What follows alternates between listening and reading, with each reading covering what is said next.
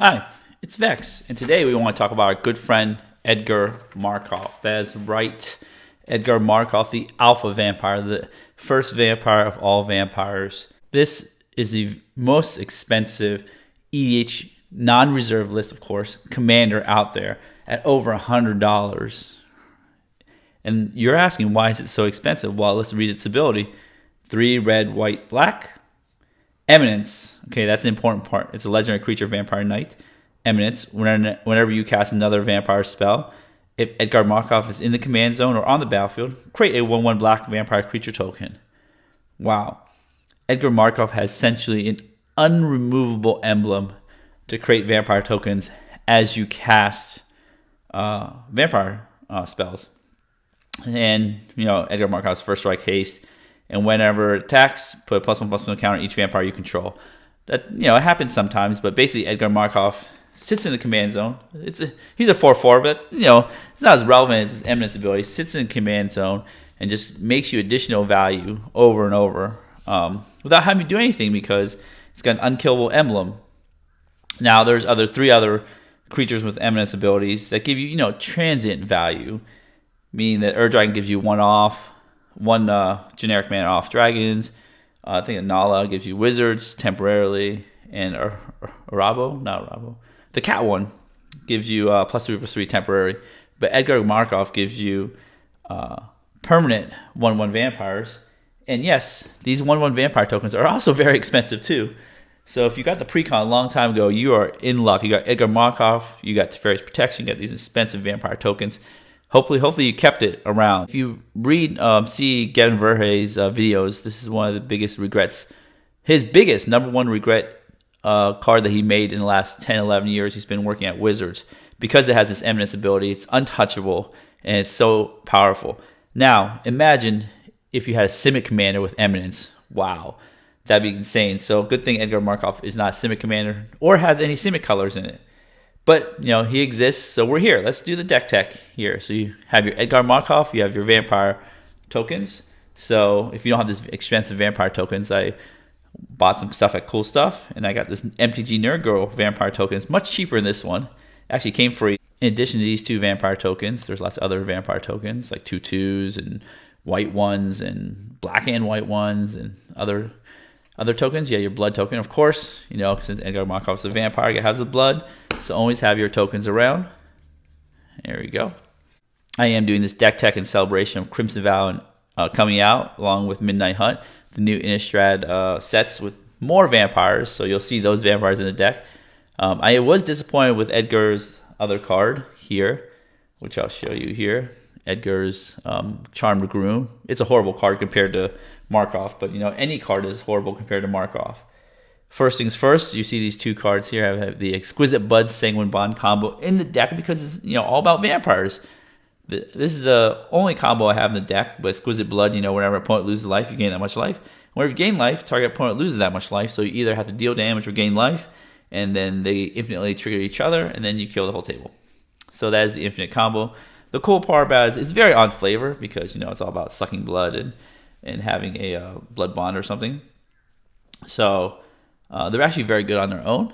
I don't fault anybody for running the combo. I don't fault anybody for just taking one of the pieces out and leaving the other one in. But again, very good on their own because your vampires, a lot of them have lifelink. So this one works really well with lifelink. But, when they lose life, you gain life. So it helps you do things. Vampires are also known for, sucking blood. Sucking blood means, gaining 1/1 tokens. Did I say tokens? 1/1 counters. Putting 1/1 counters, from other things by dealing damage, putting 1/1 counters on. So it represents kind of like sucking blood. But I know the blood token doesn't do that, which is kind of disappointing. But these are our lords, either by gaining counters here or just by naturally +1/+1 lord. We have the other Edgar Charmed Groom, which I thought this one's going to be Mardu as well, kind of like the original Edgar, but I was very disappointed. This is a new card from Crimson Vow here. Legendary creature, vampire noble. It is a transforming double face card. Other vampires you control get +1/+1, and when Edgar dies, return transformed. So the cool part is Edgar is kind of hibernating in the coffin, getting ready to marry Olivia, and then beginning your upkeep, create a vampire lifelink and put Bloodline counter on Edgar Markov's coffin.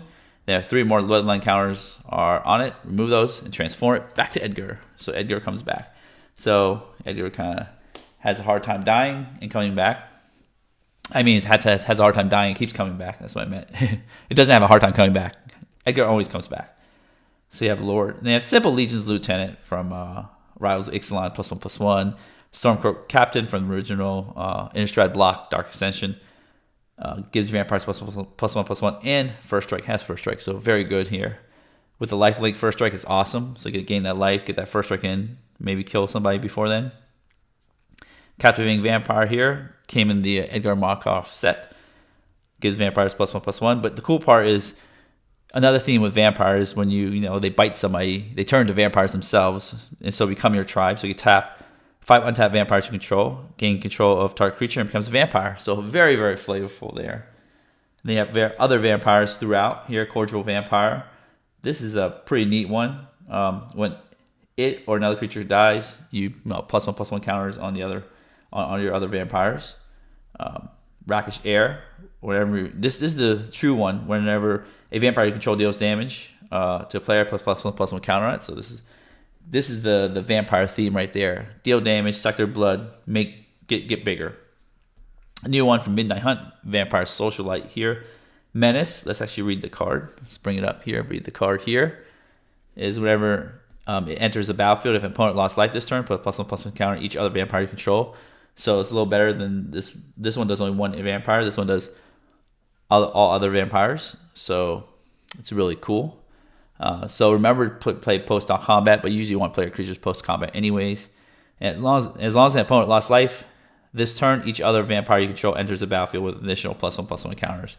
So it affects your existing +1/+1 counters when it enters the battlefield, and then when other vampires enter the battlefield, if any opponents loses life, +1/+1 counters. And Drana, Liberator of Malakir. So this is from I think Zendikar originally. So you see a lot of planes. Ixalan, Innistrad, and Zendikar. And it's a vampire ally. So when it deals combat damage to a player, put +1/+1 counter each attacking creature you control.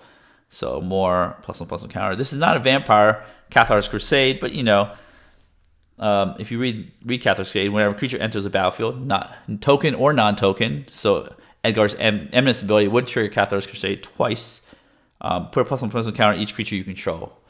So the creature enters in the other creature, when you cast a creature, say Drania, right here, Drana, you do this, the Eminence ability, cast trigger, goes on the stack, Vampire will go into play, trigger Cathar's Crusade, put +1/+1 counter, then Drana come to play, put +1/+1 counter on itself, then another one on the Vampire. That's how that would work, timing-wise. So that's your +1/+1 counters theme. The next set of cards are the Token Generation theme right here and the Sacrifice theme. Again, we're in Aristocats colors. Of course, black is the main color of the deck. A lot of zombies are black. Some splash into white like this one. Some are red, but mainly, as you can see, black zombies. So essentially we have Mavra and Fane, Dusk Apostle, a white zombie cleric. Whenever one or more non-token zombies you control attack, make a 1/1 vampire with lifelink. So it's pretty neat there. Bloodline Keeper is an expensive one. You could just, expensive as in expensive to buy. It's a flying one. It's really cool because it's a double face card again. And just taps to make some 2/2 vampires. And then you could transform it if you have 5 more vampires, which is super easy with Edgar. Because this one always comes into play with 2. Right there. And they have cool Lord of Lineage, which is also a Lord. So it's Lord and it's a Lord. And then it still has the tap to make black vampires, so it's really cool. Here, Bloodline Keeper is an excellent card in this deck. We have Elenda, the Dust Rose. So whenever another creature dies, put +1/+1 counter on Elenda, so it gets bigger. And you have tons of creatures. You have Edgar Markov. You have sack outlets right here, so it's very easy to get Elenda bigger. And then when she dies, it makes X lifelinking vampires equal to its power. So really good at making tokens. Again, this deck is because of Edgar's Eminence ability, it's good to go wide. It's easy to go wide in the deck. I forgot to mention that. That's why we have all those lords. You can go wide. Here, Elenda helps going wide. This helps easy. The going wide makes Bloodline Keeper easy to transform. Makes a giant lord. Kalitas, Trader of Geth. This again from Zendikar block. And it's cool because this one doesn't just make vampire tokens, make zombies. So we got to deviate a little bit from our vampire theme. But the cool part is if non-token creature opponent controls would die, instead exile it and put a zombie. So it's a little graveyard hate for creature. Then you sacrifice another vampire or zombie because Kalitas is a vampire. And then you put 2+1/+1 counters on Kalitas. So hard to kill, gives you a sack outlet. Speaking of sack outlets, let's look at the other sack outlets we have here. We do have cool triggers that are coming up, like Aristocrats type deal from things dying. Again, since you have extra creatures to sack from Edgar, these are doubly beneficial. Falcon Wrath Pitfighter is a vampire. So all our sack outlets are vampires, which is pretty neat. Discard a card, sacrifice a vampire, draw 2 cards, right? Sack a creature, scry 1. This doesn't even cost any mana. Indulgent Aristocrat here, lifelink, sack a creature. Then this does the +1/+1 counters theme. So I could have put it with the other section, but I put it with this section because it has a sack outlet here, but put +1/+1 counter each vampire you control. Very powerful there. By being able to go wide, all these +1/+1 counters each creature you control or each vampire you control is very good. Anji, Maid of Dishonor, so a brand new card from Crimson Vow. Let's read it here because it's really cool. It's 2 black and a red for 4/5. So the power creep is real. Vampire, legendary creature. When it or one or more vampires enter the battlefield under your control, create a blood token. This ability triggers only once each turn. So unfortunately, the Eminence ability from Edgar doesn't double trigger Anji. You only get 1 blood token, but that's fine. She has a sacrifice another creature or a blood token. Each opponent loses 2 and gains 2. So, like towards the end game, you can just sack all your creatures through Anji and then drain the board. And Yeheni is from Kaladesh, and there's actually vampires there. 8th-born vampire, and it's got the haste. And whenever a creature and opponent controls die, put +1/+1 counter. But the important part is you can sacrifice another creature, no mana cost, on the gates indestructible. Which doing it twice doesn't really matter. Getting double indestructible doesn't do anything. But I love sack outlets like these 2 right here, Visir Seer and Yeheni, just because they cost nothing and they can trigger the Aristocrats, which is coming up next. Edgar had to take a nap in his coffin, but we have some Aristocrats here. Aristocrats meaning kind of like sack and drain type deal. Here we have the Blood Artist, Cruel Celebrant, does draining when things die. Falkenrath Noble does draining when things die. They're all vampires, which is great. We have Sanctum Seeker. When creatures you control attack, do some draining, which is super sweet. Malakir Blood Witch is, when ETBs, each opponent loses life equal to the number of vampires you control. You gain life equal to a life lost this way, so more draining. So if you deal 5 to each opponent, you gain 15. Very good. An Honorary Vampire, new in Midnight Hunt, Meathook Massacre. Very good for removal. Giant board wipe. But when you do board wiping, when a creature you control dies, each opponent loses 1 life. If you're going wide, you wipe up a huge board. You still can deal damage to the opponent. And then whenever a creature opponent control dies, you gain 1 life. So very good drainage right here. Remember, each of these vampires make another one via Edgar. Here and then here, what we have is some removal. Because we are sacking our creatures, doing some draining. We do have some nasty removal like Dictator of Erebos, which is, again, an honorary vampire in this situation. Whenever a creature control dies and opponent sacks a creature. Butcher Malakir, essentially the same text here. And Anawan the Ruin Sage. This is just the creature, the vampire, the Abyss, but for non-vampires. Because at the beginning of your upkeep, each player sacrifices a non-vampire creature. They want to get rid of Anawan really quickly. I think a token deck can keep up with Anawan, but this gets really, really hairy for other, like Voltron type decks. So extremely good here. Patron of the Vein. Patron of the Vein enters the battlefield, destroy target creature and opponent controls. Bam, just like a murderer. And then whenever a creature or opponent controls dies, exile it and put a +1/+1 counter on each vampire you control. So again, the +1/+1 counter themes on each vampire. And I love it's like the Kalitas line when creature or opponent controls dies, exile it. So it's like a little graveyard hate, which I really like. Dark Imposter here. It's a 2/2 vampire for 3. And then, pay 6, which is a lot. But, once during a late game, you might have a lot of mana. Exile target creature and put a +1/+1 counter on Dark Imposter. And Dark Imposter has all activated abilities of all creatures exiled with it. So it's pretty neat there. And a Gruul Draz Assassin, which does leveling up and can give -2, -2, or -4, -4. Again, when I built this deck, I actually built this with curve considerations as well. We want low curve vampires to trigger Edgar. We have one drops, 2 drops, 3, 4, or 4, 4, 5. Here we have the big 7 drops, but you have 2 and 1 drops. So we have a bunch of 1 drops, 2 drops, 3 drops, 4 drops, all the way up the curve to trigger Edgar and gain a lot of additional value there. Edgar is awoken from his slumber back to see what other cool shenanigans. We have card draw here, and then graveyard recursion plus resurrection. Of course, you're a vampire, you get resurrected like Edgar's other card does. Florian's Valdarian Scion right there, so we discard here. Vampire Noble, they have nobles now. I think Edgar Markov should have been noble as well, but who knows. First strike at the beginning of your post-combat main phase, look at the top X cards of your library, where X is the total amount of life your opponent's lost this turn. Exile one of those cards to put the rest in the bottom of your library. You may play the exile card this turn. So a little card advantage there, 3 drop. Again, we're trying to have a good curve. So this amount of life that was lost. So you get to choose one, play it this turn. Pretty neat. Twilight Prophet, reverse Dark Confidant right here. Beginning your upkeep, if you have City's Blessing, reveal top card of your library and put it in your hand. Each opponent loses X life, you gain X life, where X is that card to converted mana cost. So from Arrival's Ixalan, really cool here, Dust Legion Zealot. This is just, ETB draw card, you lose 1 life. But again, 2 drop, we're trying to have good curve here. And this brand new card, I think one of the best cards coming out last year. I know people say Esper Sentinel was the best card coming out last year. I think this is the best because it doesn't cause a lot of salt, unlike Esper Sentinel.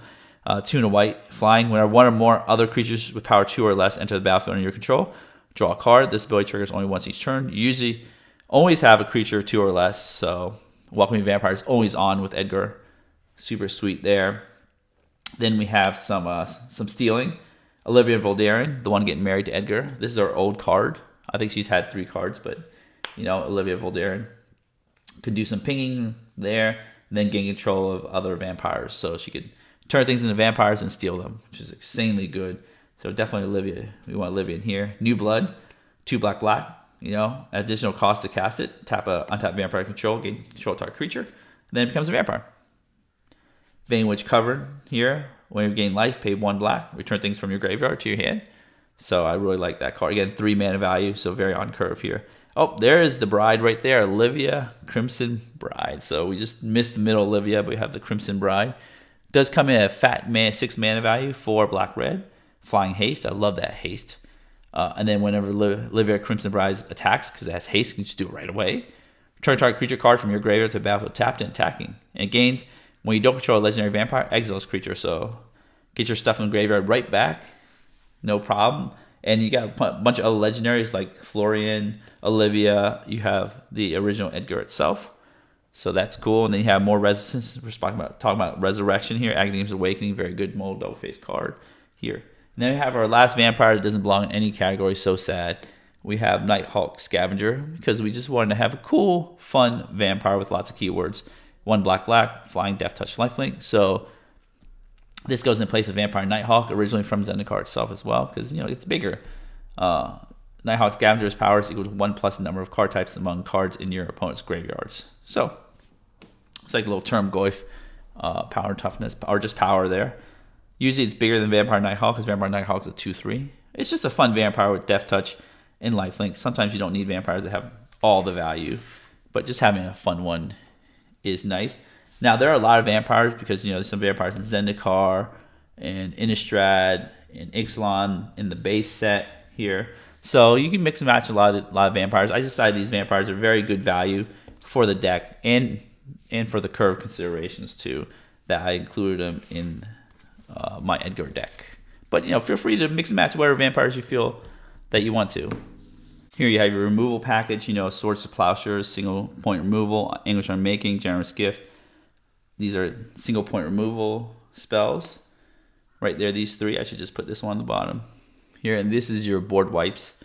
Actually, Damn is a single point removal spell too. It has a board wipe with an overload cost. So 4 single point removal spells, which is not a lot, but you really want to care about, you just want to cast a lot of vampires, so to get max value off Edgar. But these are just in case you have problematic things happening. And then 4 board wipes. Toxic Deluge, very cheap. Kindred Dominance, it's a one-side board wipe that doesn't wipe your board. Unless you're playing against another Edgar, then it doesn't really do much, but it is what it is. Ruinous Ultimatum does the thing that Kindred Dominus would do. Destroy all non-land permanents your opponent's control. Very color intensive. Don't forget to fetch the white. And Blasphemous Sack, generally good board wipe right there. Getting to the end, but we have card draw. Plum the Forbidden, very good card draw. When you have a lot of creatures, you can sack. Stinging Study, essentially says 4 black, draw 6 cards, lose 6 life, where X is the mana value of your commander you own on the battlefield or the command zone. So Edgar Markov is 6. Very good there, and it's on theme because it's like a dude, blood. That's why. Yeah. Skull Clamp's insane in this deck because you're making 1/1 creatures. Vanquisher's Banner is a Lord effect, but gives you card draw when you cast vampires. I didn't include Demonic Tutor, but I include Diabolic Intent because you're making creatures sacrifice them. So sometimes you want to change up your tutor package a little bit. Then it's Fairy's Protection to protect your stuff. It was in the original deck. Why not include it here? The ramp package is simple. Soul Rain Arcane Signet. The 2 eligible black signets. I don't need Boros Signet because most things are here in black. Right there, we have Herald's Horn. Things cost 1 less. And then it could give you a little card advantage here and there. Of course, you're going to choose Vampire. Phyrexian Altar, good sack outlet. Good way to sack a creature, add some colors. Smothering Tithe here because it's Smothering Tithe. The reason we don't have a lot of mana accelerants because Edgar Markov essentially makes mana by making dudes. You play a 1 mana vampire. Edgar makes a 1 mana vampire. Essentially, a 1 mana 1/1 vampire is like Edgar's vampire is essentially like a 1 mana value worth of ramp ish. So Edgar just gives you free ramp in the command zone. Lands, we have this new land, Voldaren State. Add colorless, pay 1 life, add 1 mana of any color, spend this only to cast vampire spells, but you pay 5, create 5 and tap, create a blood token. And the cool part is this ability costs 1 less to activate for each vampire you control. So sometimes you can just tap it, create a blood token. It's wonderful. 3 color lands, Path of Ancestry works really great with Markov because, playing vampires. You have Command Tower and the tri-lands here at Exotic Orchard. You have your sack draw lands, your modal double face lands, the black ones at least. Have your 3 slow lands, shock lands, and then the battle bond lands. And some utility lands, you got your Urborg Cabal Coffers, combo, Bajuka Bog, kill graveyards, always have graveyard hate. Cast a Long Theory and draw some cards. Shizo to give things fear. More sack outlets and Phyrexian Tower. I love Urza Saga when there's Skull Clamp involved. You can always get a Soul Ring or Skull Clamp. Very flexible. Vault of Archangel, Death Touch Lifelink, and make some dudes. Westville Abbeys. You can make dudes and you can sacrifice 5 creatures. Again, very easy to get with Markov. Make Armordoll, Flying Lifelink, Indestructible Haste. Excellent. There we also have the basic lands from Crimson Vow right there. Okay, so this is the entire deck we went through. I'm going to shuffle this deck up and do a quick gold fishing for you. Before then, don't forget to give your video a thumbs up, smash the subscribe button, hit the notification bell to be alerted for new videos. I have my TCG player affiliate link, Chow Bar affiliate link, and the deck list in the description below. So check it out. Again, this deck is very customizable. I love the number. I love when they have tribes with just so many different tribe memorisms. So super customizable, like goblins and such. Anyways, we're gonna shuffle this deck up, and we'll be right back. All right, we are back. Let's get our dice. Turn 1 right there. Let's check our opening hand. 1, 2, 3, 4, 5, 6, 7. Remember, if you don't get a good opening hand, you're welcome to mulligan for free. This is always good in Commander. Usually play groups have the friendly mulligan rule. So I do that quite a bit. You don't see all the mulligans here because, I mulligan once. It's just boring. All right, so we are a little light on lands. Got 1 drop, 3 drop, 5 drop, 2 1-drops, and a 3 drop. Of course, Toxic Deluge is not a 3 drop. You don't want to play on turn 3. All right, so it's okay to be a little light on lands. So you got 1 drop, makes an extra dude with Edgar. And then gets Clamp it. Just try to draw more cards, more lands. So this is perfect. Okay, let's draw a card. Is it land? Nope, not land. Cruel Celebrant. We can't play that. So we have Urborg and Blightstep Pathway. But since you have Urborg, we could just flip it right to the red side in our hand because Urborg kind of turns into a Blood Crypt. Okay, let's start here.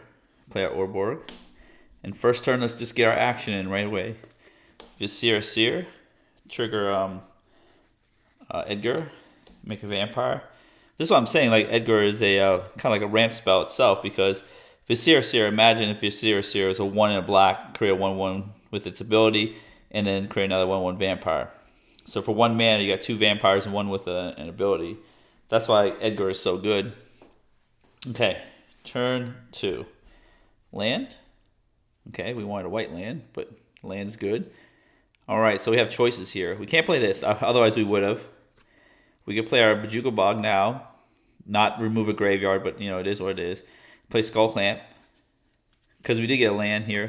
So we do want turn 3 to play this card, to play untapped land, so play Drana. So let's do that. Let's just play into play tapped. Just take our turn off, exile no graveyard, or somebody with something in the graveyard. Play a Skull Clamp here, and then we can attack. Usually no one has creatures. You gotta be aggressive with Markov. That's why I like to attack. Bam, do the chip damage, because that's how you win. You win with chip damage a lot. So, okay, next turn, turn 3. I love doing chip damage. Markov is really good. Plumb the Forbidden. Okay, that's a good card draw.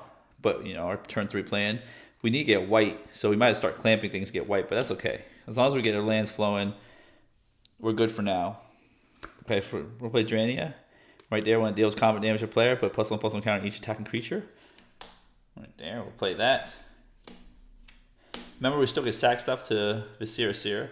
Then we'll get another vampire. We'll use our little MTG Nerd Girl token from Cool Stuff. Right there. I only have one of these tokens because, you know, they're like $5 each or something, so it's pretty expensive. But it's the cool thing with the Edgar right there. So you have these tokens here.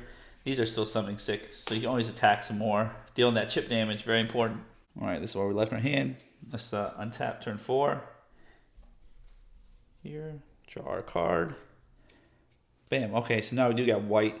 I was thinking about starting to clamp. Actually, might have to start to clamp things anyways. Spectator Seeding. Okay. So that comes to untap, which is sweet. We could play Cruel Celebrant. Next turn, Malkir Blood Witch, but not yet. We'll play Cruel Celebrant first, just in case some of our creatures die. Right there. Again, play Cruel Celebrant. Let's just put our sick dudes here. Then we have 2 unsick vampires, because that triggers Markov. So what I could do is, you know, usually there's some player, because if we're going in turn order, and if we're turn 4, some player, if we're first, some players might not have creatures, is what I'm trying to say. And then sometimes you could just, you know, just go all in. You can also, since we have extra mana, we can always, you know, pre-equip the Skull Clamp to Drania to punch in right there. So she's a 3/2 with Skull Clamp equipped.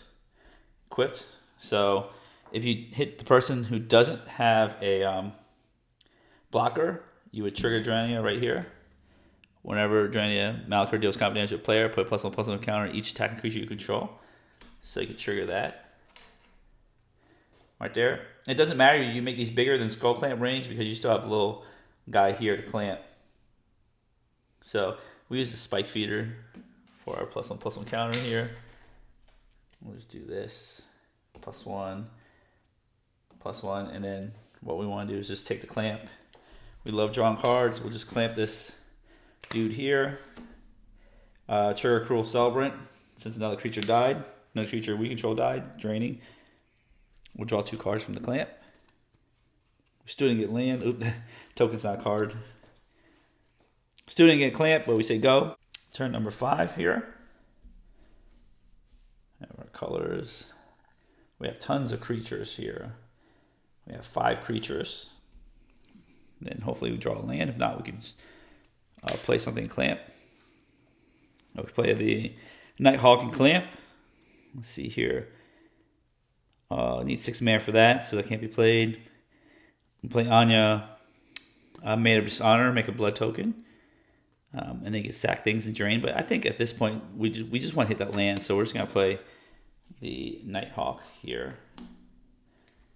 Nighthawk is sick. It's come with a token, which is insane. Again, Markov is insane. Just comes with the clampable token. Right there, right away we'll just clamp this. Clamp this token. We'll trigger Cruel Celebrant here. We'll draw 2 cards. 1, 2, not a land. Okay, that's okay. You know, sometimes it happens. We can attack, put more counters. And then what we do is just pass. Turn 6. So this is just a beater. No other special abilities, but you know, sometimes you want to have a fun beater. Unsick here. Draw a card. Oh, finally more lands. All right, sweet. 5 lands. There, Sanctum Seeker. Whenever vampire you control attacks, each opponent loses 1 life. You gain 1 life. That's very good here. So I think what we could do is we got card advantage engines, Skull Clamp online, so we could just save. We don't need to put Twilight Prophet, Plumb the Forbidden out. If we need to, we could Toxic Deluge if the board gets too crazy.